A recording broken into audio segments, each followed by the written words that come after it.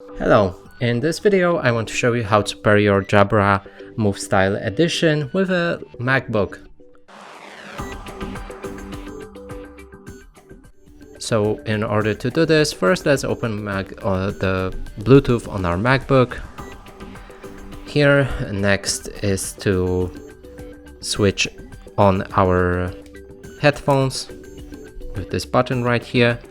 And now let's hold it to the left so that this blue light starts flashing. And now in any moment we should see this device on this list right here. Here they are, so let's click connect.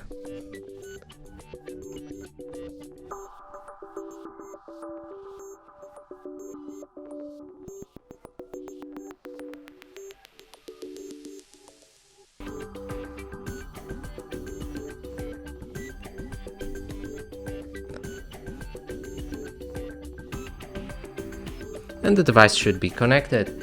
And that's it for this video. Hope you like it. Please consider subscribing to our channel, leave a like and a comment below.